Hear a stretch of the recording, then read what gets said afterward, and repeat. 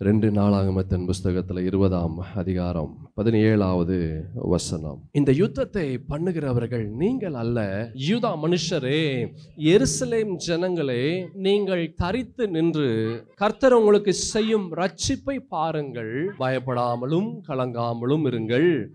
நாளைக்கு அவர்களுக்கு எதிராக புறப்படுங்கள். கர்த்தர் உங்களோட இருக்கிறார். அல்லேலூயா. இந்த வசனம் தான் நம்ம ஏப்ரல் 1ஆம் தேதியிலிருந்து இந்த மாதத்தினுடைய கடைசி ஞாயிற்றுக்கிழமை வரைக்கும் நம்ம பார்த்து கொண்டு இருக்கிறோம். நீங்கள் தரித்து நின்று கர்த்தர் உங்களுக்கு செய்யும் ரட்சிப்பை பாருங்கள். கர்த்தர் நம்மை ரட்சிக்க வேண்டும் என்றால், கர்த்தர் நம்மை விடுவிக்க வேண்டும் என்றால், முதலாவது invite God into your problems. நம்முடைய பிரச்சனைகளுக்குள்ளாக ஆண்டவரை கொண்டு வாங்க. அல்லேலூயா. ஆண்டவர் உள்ள வந்தா அந்த இடத்துல சூழல் மாறிடும். ஆண்டவர் உள்ள வந்தா நமக்கு என்ன செய்யணும் நமக்கு தெரியும். ஆண்டவர் உள்ள வந்தா நம்முடைய வாழ்க்கை மிக மிக மிக ஆசீர்வாதமாக இருக்கும். எப்படிங்க ஆண்டவர் உள்ள கொண்டு வர முடியும்? ஜெபத்தினால கொண்டு வர முடியும், உபவாசத்தினால, பாவ அறிக்கையின் மூலமாக கொண்டு வர முடியும், பரிசுத்தத்தின் தேவனுடைய விசுவாச வார்த்தையின் மூலமாக, அறிக்கையின் மூலமாக கொண்டு வர முடியும். அப்படி கொண்டு வரும்போது he comes in, அவர் உள்ளே வந்து சூழலை அவர் மாற்றுகிறார். பரிசுத்த வேதத்தில் யாக்கோபின் புஸ்தகம் 4ஆம் அதிகாரத்தில் ஒரு அழகான ஒரு வசனத்தை நாம் பார்க்கிறோம். 4ஆம் அதிகாரம் 8ஆம் வசனத்தை பாருங்க வேகமாக. தேவனிடத்தில் சேருங்கள், அப்பொழுது அவர் உங்களிடத்தில் சேருவார். உங்கள் இருதயங்களை என்ன செய்யுங்களா? பரிசுத்தமாக்குங்கள். நீங்கள் தேவனிடத்தில் சேருங்கள், அப்பொழுது அவர் உங்களிடத்தில் சேருவார். Invite God into your problems. நம்முடைய பிரச்சனைகளுக்குள்ளாக, நம்முடைய பாடுகளுக்குள்ளாக, நம்முடைய வாழ்க்கைக்குள்ளாக, நம்முடைய சூழலுக்குள்ளாக ஆண்டவரை முன்பாக உள்ள கொண்டு வாருங்க. ஆண்டவரிடத்தில் சொல்லுங்க, ஆண்டவரை என்னால் எதுவும் செய்ய முடியல, நான் செய்து எனக்கு தோல்விதான் வருது, நான் செய்து எனக்கு எல்லாமே எனக்கு கஷ்டமும் நஷ்டமும் அழுகையும் கண்ணீரும் போராட்டம் தான் வருது, எல்லாமே தப்பா நான் செய்கிறேன். என் தேவனாகிய கர்த்தாவை நீங்க வாங்க, நீர் என்னுடைய குடும்பத்திற்கு தலைவராய் நீங்க இருங்க. அநேக குடும்பங்களில் ஒரு வசனம் இருக்கும், Christ is the head of this house. எப்படி? Christ is the head of this house. அநேக வீட்டில் இருக்கும், இயேசுவே இல்லை கிறிஸ்துவே இந்த வீட்டின் தலைவர். இது வார்த்தையில் இருக்கக்கூடாது, செயலில் இருக்கணும். அல்லேலூயா. அப்படி இருந்ததுன்னா நீங்கள் எதுவுமே பண்ணணும் இல்லை, அவர் முன்னாடி இருந்து எல்லாம் செய்வார். ஒரு வீட்டின் தலைவர் என்ன செய்வார்? ஒரு வீட்டில் ஒரு கஷ்டம், ஒரு குறைபாடு, ஒரு காரியம் செய்யணும்னா அந்த வீட்டின் தலைவர் முன்பாக நின்று அவர் எல்லாவற்றையும் அவர் செய்து அவர் முடிப்பார். நம்முடைய வாழ்க்கையில், ஒரு கிறிஸ்தவனுடைய வாழ்க்கையில், கிறிஸ்து ஒரு மனிதனுடைய குடும்பத்தில், ஒரு மனிதனுடைய வாழ்க்கையில் அந்த வீட்டின் தலைவராக அவர் இருக்கும்போது அவர் எல்லாவற்றையும் பார்த்து கொள்வார். நம்ம பார்க்கணுன்னு அவசியம் இல்லை. Invite God. ஆண்டவரை அழைங்க. ஆண்டவரை என் வேட்டிக்குள்ளே வாங்கப்பா, என் வாழ்க்கைக்குள்ளாக வாங்க, என் சரீரத்திற்குள்ளாக வாங்க, என் இருதயத்திற்குள்ளாக வாங்க, என் எண்ணங்களுக்குள்ளாய் வாங்க என்று ஆண்டவரை நாம் அழைப்போம். அல்லேலூயா. அதான் இங்கே நம்ம பார்த்தோம். 2 நாளாகமத்தின் புஸ்தகத்தில் 20ஆம் அதிகாரம் 1-5 வசனங்கள் வேகமாக நாம் பார்க்கலாம். இதற்கு பின்பு மோவா புத்திரரும் அம்மோன் புத்திரரும் அவர்களுடைய அம்மோனியருக்கு அப்புறத்துள்ள மனுஷரும் கூட யோசபாத் ராஜாவுக்கு விரோதமாய் யுத்தம் பண்ண வந்தார்கள். சிலர் யோசபாத் ராஜாவை நோக்கி, உமக்கு விரோதமாய் ஏராளமான ஜனங்கள் கடலுக்கு அக்கறையில் இருக்கிற சீரியாவிலிருந்து வருகிறார்கள், இதோ அவர்கள் எங்கேதியாகிய ஆசோன் தாமாரிலே இருக்கிறார்கள் என்று அறிவித்தார்கள். அப்பொழுது யோசபாத் பயந்து கர்த்தரை தேடுகிறதற்கு ஒருமுகப்பட்டு யூதா வெங்கும் உபவாசத்தை கூறுவித்தான். அப்படியே யூதா ஜனங்கள் கர்த்தரிடத்திலே சகாயம் தேட கூடினார்கள். யூதாவில் உள்ள எல்லா பட்டணங்களிலும் இருந்து அவர்கள் கர்த்தரை தேட வந்தார்கள். அப்பொழுது யோசபாத் கர்த்தருடைய ஆலயத்திலே புது பிரகாரத்து முகப்பிலே யூதா ஜனங்களும் எருசலேமியரும் கூடின சபையிலே நின்று போதும் எல்லாரும் கூடி ஆண்டவரை தேடுறாங்க. ஆண்டவரை எங்களால் செய்ய முடியாது, we cannot do, எங்களால் ஒன்றும் செய்ய முடியாது, நீங்க என்ன செய்யுங்க? எங்களுக்குள்ளாய் வாருங்க, எங்களுடைய பிரச்சனைகளுக்குள்ளாய் வாருங்க, எங்களுடைய சூழலுக்குள்ளாய் வாங்க. நல்லா கவனமாக கேளு பிரியமான தேவஜனமே, இது போல ஒரு புத்திசாலித்தனம் வேற எதுவுமே இருக்க முடியாது. This is the wisest thing a man can ever do. This is the wisest thing a man can ever do. இது போல ஒரு புத்திசாலித்தனம் எதுவுமே இல்லை. எது? ஆண்டவரை நம்முடைய பிரச்சனைகளுக்குள்ளாக, நம்முடைய சூழலுக்குள்ளாக, நம்முடைய வாழ்க்கைக்குள்ளாக கொண்டு வருவது.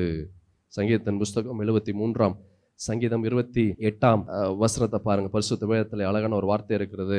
எனக்கோ தேவனை அண்டிக் கொண்டு இருப்பதே நலம், நான் உமது கிரியைகளை எல்லாம் சொல்லி வரும்படி கர்த்தராகிய ஆண்டவர் மேல் என் நம்பிக்கையை நான் வைத்திருக்கிறேன். எனக்கோ தேவனை அண்டிக் கொண்டு இருப்பதே நலம். அதுதான், நான் ஆண்டவரை பற்றி இருக்கணும், நான் கர்த்தரை பிடித்து கொள்ளணும்.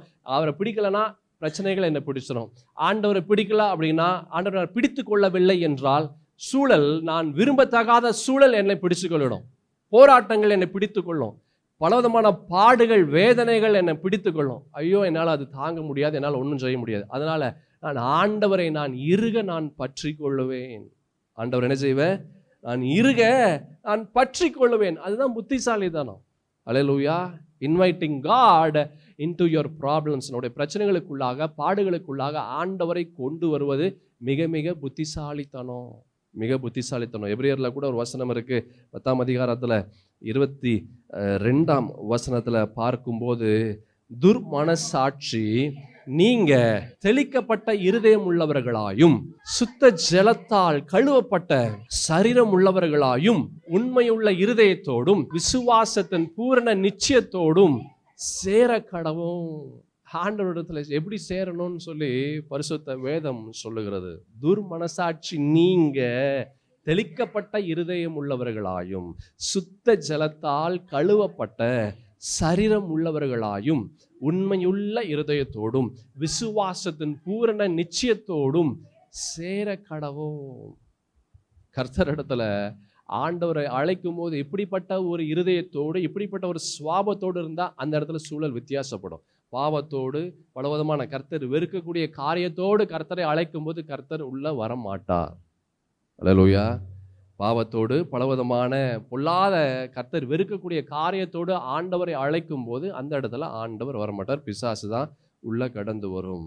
இங்க இந்த ராஜா அவன் கெஞ்சி மன்றாடி ஆண்டவருடைய சமூகத்தை அவன் நாடி அவன் தேடுறான். எல்லா இடத்துலையும் சொல்றான், எல்லாரும் உபவாசம் பண்ணு, எல்லாம் இப்படி பண்ணு, அப்படி பண்ணு என்று இன்ஸ்ட்ரக்ஷன்ஸ் கொடுத்து ஆண்டவரை கொண்டு வரும்படியான ஒரு சூழலை அவன் ஏற்படுத்துகிறான். என் பிரியமான தேவ ஜனமே, நாம் என்ன சூழலை நாம் ஏற்படுத்துகிறோம் ஆண்டவர் உள்ள வர?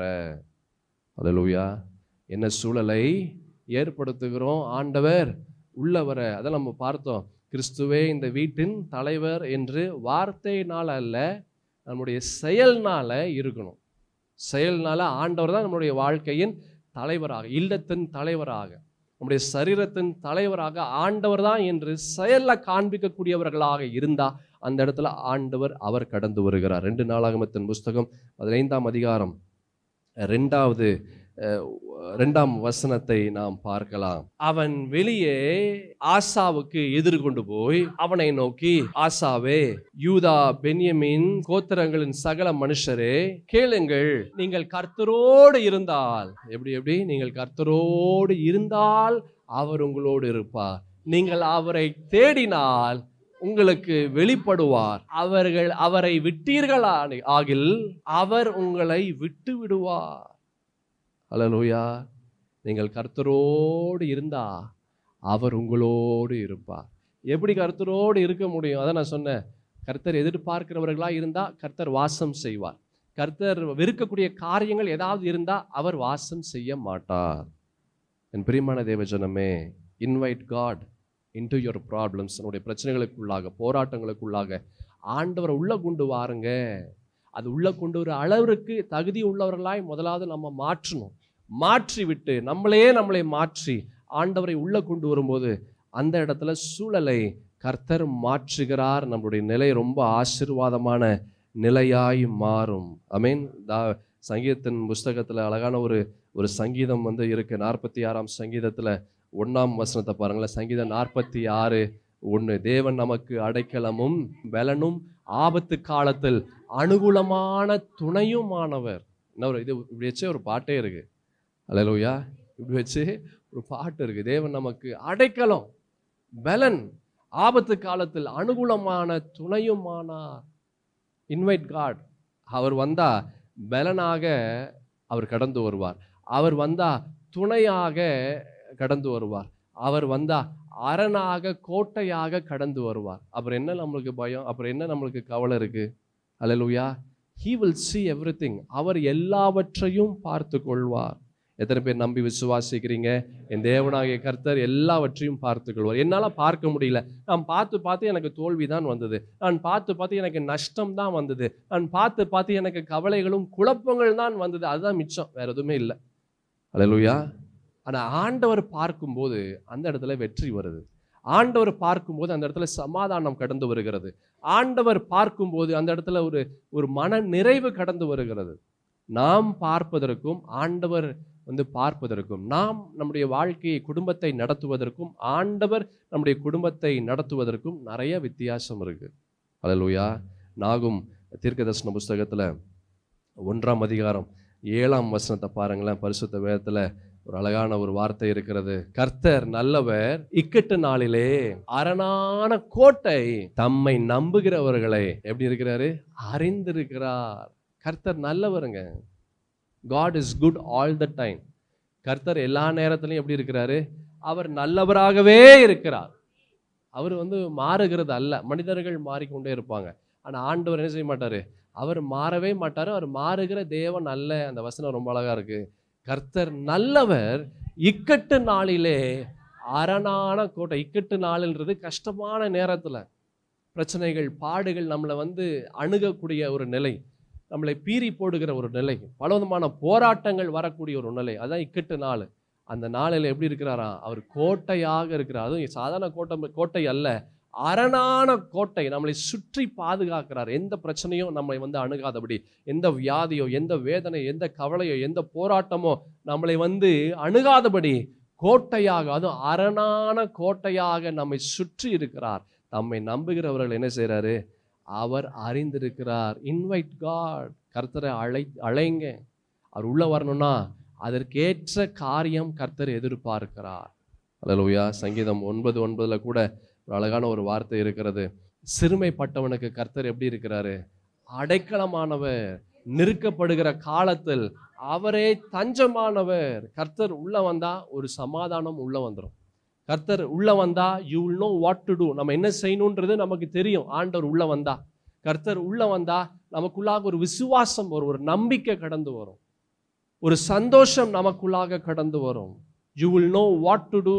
என்ன செய்யணும்னு தெரியும். சங்கீதம் 34ஆம் சங்கீதத்துல 1ஆம் வசனத்திலிருந்து பாருங்களேன். பரிசுத்த வேதத்துல, கர்த்தரை நான் எக்காலத்திலும் நான் சோத்தரிப்பேன், அவர் துதி எப்பொழுதும் என்ன செய்யும்? என் வாயில் இருக்கும். எக்காலத்தில் நான் சோத்தரிப்பேன். தாவீது சொல்றாரு, நான் எப்பவுமே நான் சோத்தரிப்பேன் கர்த்தரை. ஏன் தெரியுமா? ஆண்டவர் எப்பவுமே எனக்கு வெற்றியை கொடுக்குறார். அல்லேலூயா. நீங்க கர்த்தரை எப்பவுமே நீங்க அழைத்து, ஆண்டவர் ஆகிய கர்த்தர் உங்களோடு இருந்தா உங்க வாழ்க்கை எப்பவுமே வித்தியாசமாக இருக்கும். பிரச்சனைகள் வந்தாலும் வித்தியாசமா இருக்கும், போராட்டங்கள் வந்தாலும் வித்தியாசமா இருக்கும், பாடுகள் வந்தாலும் வித்தியாசமா இருக்கும். எந்த சூழல் வந்தாலும், எப்பேற்பட்ட நிலை வந்தாலும் அந்த நிலையுமே உங்களுக்கு வித்தியாசமாய் நீங்கள் கையாளும்படியாக, வித்தியாசமாய் நீங்கள் இருக்கும்படியாக என் தேவனாகிய கர்த்தர் செய்வார். அதான் தாவீது சொல்றாரு, கர்த்தரை நான் எக்காலத்திலும் என்ன செய்வேன்? நான் சோதரிப்பேன். அவர் துதி எப்பொழுதும் என் வாயில் இருக்கும். கர்த்தருக்குள் என் ஆத்துமா மேன்மை பாராட்டும். சிறுமைப்பட்டவர்கள் அதை கேட்டு மகிழ்வார்கள். என்னோடு கூட கர்த்தரை மகிமைப்படுத்துங்கள். நாம் ஒருமித்து அவர் நாமத்தை உயர்த்துவோமாக. நான் கர்த்தரை தேடினேன், அவர் எனக்கு செவி கொடுத்து என்னுடைய எல்லா பயத்திற்கும் என்னை நீங்களாக்கி விட்டார். அவர்கள் அவரை நோக்கி பார்த்து பிரகாசம் அடைந்தார்கள், அவர்கள் முகங்கள் வெட்கப்படவில்லை. அல்லேலூயா. என் பிரியமான தேவஜனமே, there is always a difference when God comes. இயேசு நம்ம வாழ்க்கையில வந்தா அந்த வாழ்க்கை ரொம்ப வித்தியாசமா இருக்கும். இங்கே இந்த யோசபாத் ராஜாவுக்கு விரோதமாக எல்லா ஆட்களும் வராங்க, எல்லா சத்துருக்கள் வராங்க. அவன் கர்த்தரை தன்னுடைய சூழலுக்குள்ளாக அவன் கொண்டு வந்தான். He invited God into his problems. கர்த்தரை உள்ள கொண்டு வரும்போது அவன் பயப்படணும்னு அவசியம் இல்லை. அவனுக்காக ஆண்டவர் முன்னின்று காரியங்களை வாய்க்க செய்தார். உங்கள் வாழ்க்கையில் எதெல்லாம் செய்கிறதுக்கு யோசனையாக இருக்கு, எதெல்லாம் செய்ய பதட்டமாக இருக்கு, எதெல்லாம் செய்ய பயந்து கொண்டு இருக்கிறீங்க, இன்வைட் காட். ஆண்டவரை கூப்பிட்றாங்க, ஆண்டவர் வரமாட்டேன்றாருங்க. பலமுறை ஆண்டவரை கூப்பிட்றேன், ஆண்டவர் எனக்கு உதவி செய்யுங்க உதவி செய்யுங்கன்னு சொல்கிறேன், ஆண்டவர் எனக்கு உதவி செய்ய மாட்டேன்றாரு அப்படின்னா கர்த்தர் எதிர்பார்க்கிறது என்ன குறைவாய் இருக்கிறது என்று யோசித்துப்பார். அல்லேலூயா. கர்த்தர் வரக்கூடாதபடி என்ன தடை உன் வாழ்க்கையில இருக்கு என்று சிந்தித்துப்பார். ஆண்டவர் வந்தாலே அந்த இடத்துல ஆலோசனை வந்துடும். கர்த்தர் வந்தாலே அந்த இடத்துல எல்லா காரியங்களும், தடையாய் இருக்கிற எல்லா காரியங்களும் நடக்கும்படியாக கர்த்தர் செய்வார். என்னாகமத்தின் புஸ்தகத்துல 11ஆம் அதிகாரம் 1-2 வசனங்கள்ல பாருங்களேன், ஒரு விஷயத்தை நாம் பார்க்கலாம். பின்பு ஜனங்கள் முறையிட்டு கொண்டிருந்தார்கள், அது கர்த்தருடைய செவிகளில் பொல்லாப்பா இருந்தது. கர்த்தர் அதை கேட்டபோது அவருடைய கோபம் மூண்டது, கர்த்தருடைய அக்கினி அவர்களுக்குள்ளே பற்றி எரிந்தது, பாளையத்தின் கடைசியில் இருந்த சிலரை பட்சித்தது. அப்பொழுது ஜனங்கள் மோசே நோக்கி கூப்பிட்டார்கள். மோசே கர்த்தரை நோக்கி விண்ணப்பம் பண்ணினான். போதும், மோசே என்ன பண்ணாரு? கர்த்தரை நோக்கி விண்ணப்பம் பண்ணாரு. ஏன் கர்த்தரை நோக்கி விண்ணப்பம் பண்றாரு? அந்த பிரச்சனையை கர்த்தரால் தான் சால்வ் பண்ண முடியும். அநேகருடைய வாழ்க்கையில் இப்படிதான், அவங்க பிரச்சனை அவர்களால் சால்வ் பண்ண முடியாது, கர்த்தரால் தான் சால்வ் பண்ண முடியும். அல்லேலூயா.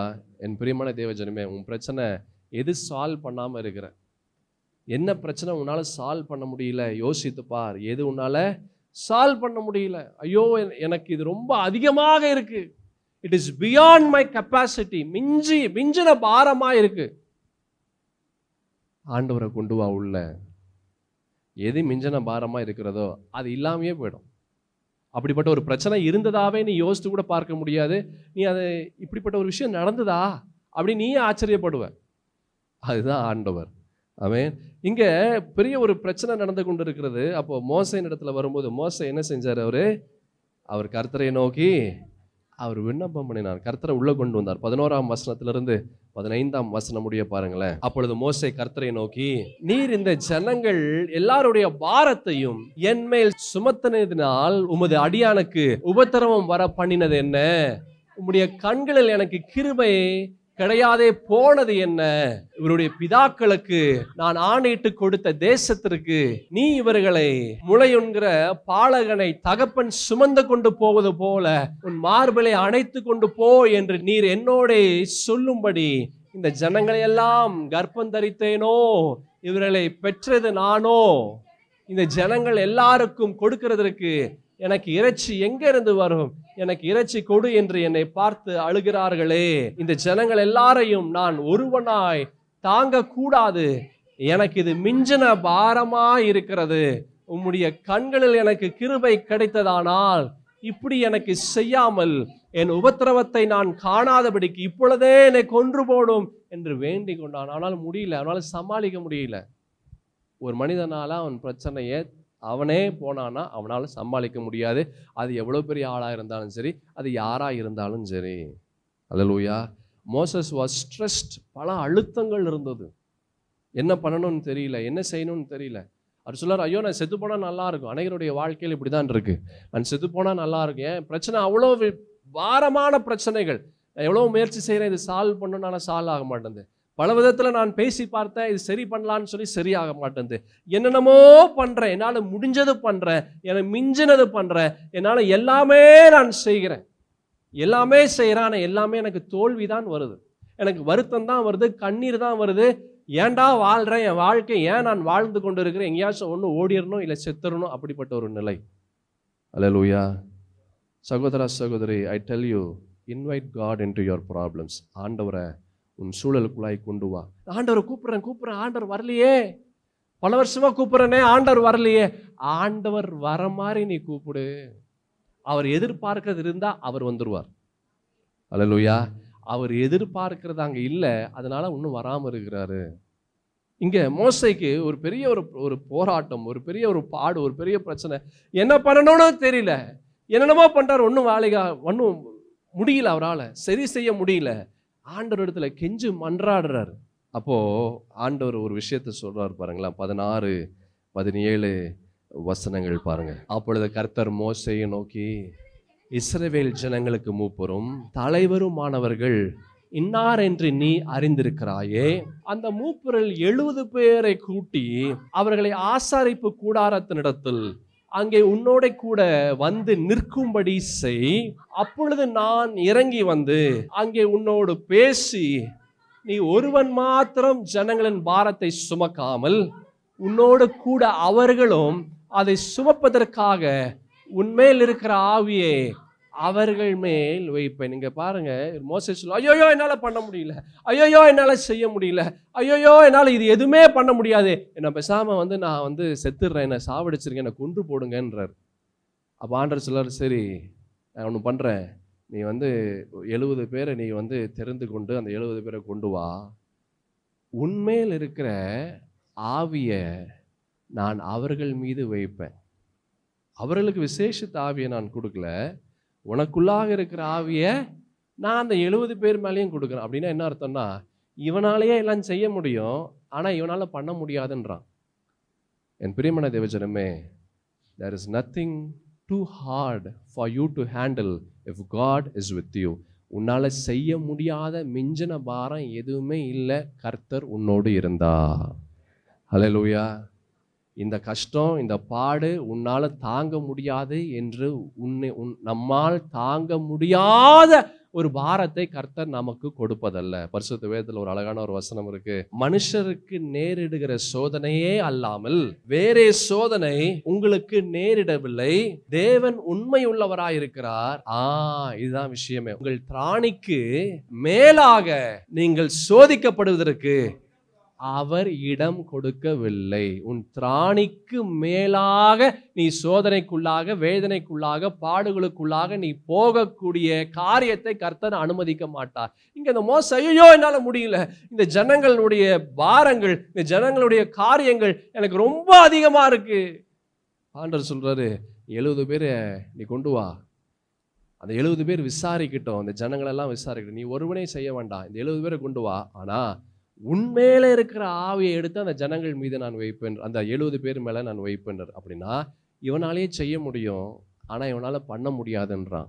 நல்லா கவனமா கேளு என் சகோதரா சகோதரி, when you invite God into your problems, உன் பிரச்சனைகளுக்குள்ளாக நீ கர்த்தரை மாத்திரம் அழைத்தா போதும், என் தேவனாகிய கர்த்தர் உன்னை கொண்டே அந்த இடத்துல அற்புதங்களை கொண்டு வருவார், உன்னை கொண்டே அந்த இடத்துல விடுதலை கொண்டு வருவார், உன்னை கொண்டே அந்த இடத்துல சூழல் மாறும்படியாக கர்த்தர் செய்வார். அல்லேலூயா. அதுல நீ தரித்து நின்று கர்த்தர் உங்களுக்கு செய்யும் ரட்சிப்பை என்ன செய்யுங்க பாருங்க. தரித்து நில்லுங்க, தரித்து நில்லுங்க. நான் உனக்கு செய்யும் ரட்சிப்பை பாருங்கள். ஆனா நமக்கு என்ன செய்ய முடியல, தரித்து நிற்க முடியல. பயம் வருது, வேதனை வருது, பலவிதமான போராட்டங்கள் வருது, அவிசுவாசங்கள் வருது, தோல்விகள் வருது, ஏமாற்றங்கள் வருது, என்னென்னமோ வருது. ஆண்டவர் மாத்திரம் வரமாட்டேன்றாரு. மற்றது எல்லாமே நமக்குள்ளாக கடந்து வருகிறது. ரெண்டாவது, நேரம் இல்லை, நான் சீக்கிரமா போகிறேன். ரெண்டாவது, கர்த்தர் நம்மை விடுவிக்க வேண்டும் என்றால் இரண்டாவது நாம் செய்ய வேண்டியது, ignore the voice of the enemies. தோல்வியான சத்தத்திற்கு, ஏமாற்றமான சத்தத்திற்கு, அவிசுவாசமான சத்தத்திற்கு, சத்ருவின் சத்தத்திற்கு உங்களுடைய செவியை அடைத்து கொள்ளுங்கள். 2 நாளாகமத்தின் புஸ்தகம் 20ஆம் அதிகாரம் 2ஆம் வசனத்தை பாருங்க.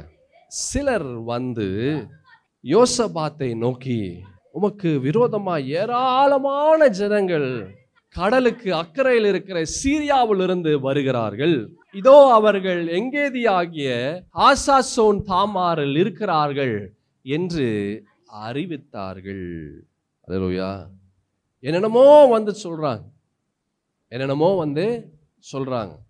ஆமென். ரெண்டாவது, கர்த்தர் நம்மை விடுவிக்க வேண்டும் என்றால் ignore the voice of the enemies. தோல்வியான அவிசுவாசமான வார்த்தைகளை கேட்காதீங்க. என்ன கேட்கணுமோ அதை கேளுங்க, எதை கேட்கக்கூடாதோ அதை கேட்காதீர்கள். யோவானுக்கு எழுதின சுவிசேஷம் 10ஆம் அதிகாரத்தில் 27ஆம் வசனம், பரிசுத்த வேதத்தில் ஒரு அழகான ஒரு வார்த்தை இருக்கிறது.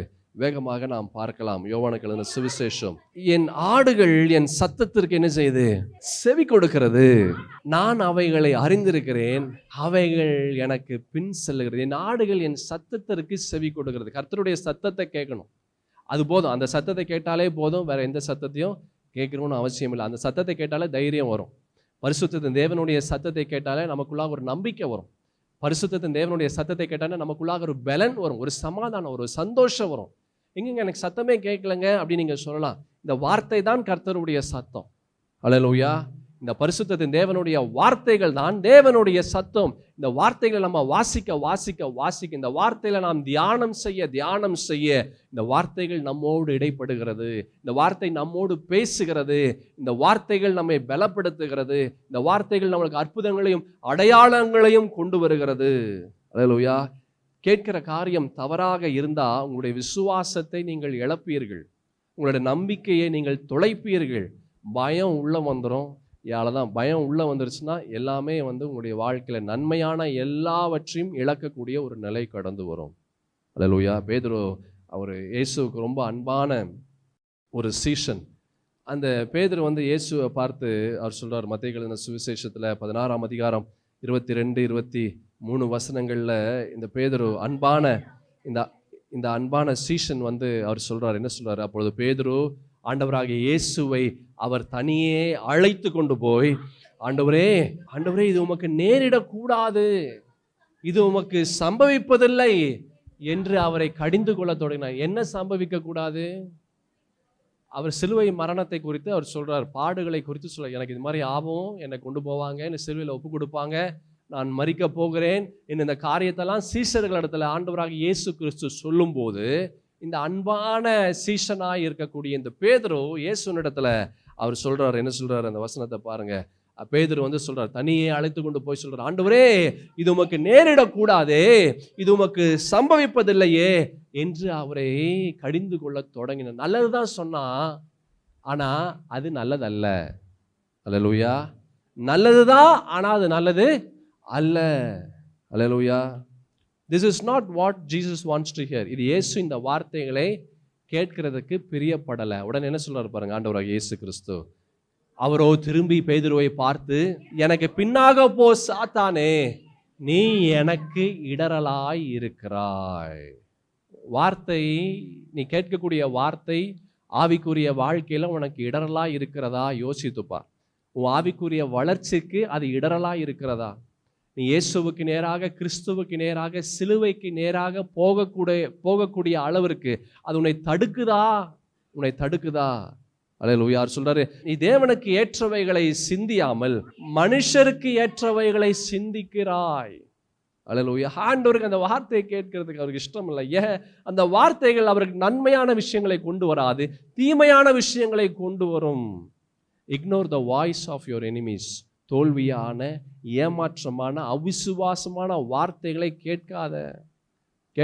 அது உன்னுடைய வாழ்க்கையை அழித்து விடும். உன் சமாதானத்தை திருடும், உன் சந்தோஷத்தை திருடும், உன் நிம்மதியை திருடும், கடைசியில் உன்னையே திருடி உன்னையே அழித்து விடும்.